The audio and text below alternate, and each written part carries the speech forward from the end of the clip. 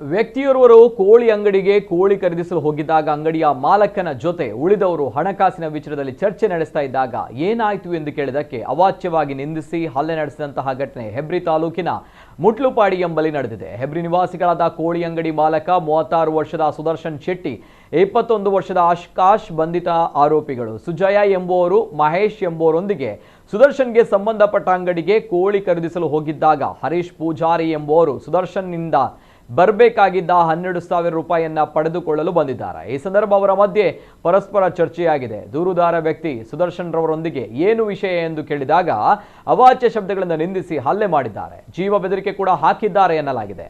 ಈ ಬಗ್ಗೆ ಅಜ್ಜಿಕಾರು ಪೊಲೀಸ್ ಠಾಣೆಯಲ್ಲಿ ಪ್ರಕರಣ ದಾಖಲಾಗಿದೆ. ಕಾರ್ಕಳ ಪೊಲೀಸ್ ಉಪಾಧೀಕ್ಷರಾದ ಸೂಚನೆಯಂತೆ ಅಜ್ಜಿಕಾರು ಪೊಲೀಸ್ ಠಾಣಾ PSI ಅವರು ಸಿಬ್ಬಂದಿಯವರೊಂದಿಗೆ ಆರೋಪಿಗಳನ್ನು ದಸ್ತಗಿರಿ ಮಾಡಿ ನ್ಯಾಯಾಲಯಕ್ಕೆ ಹಾಜರುಪಡಿಸಿದ್ದಾರೆ.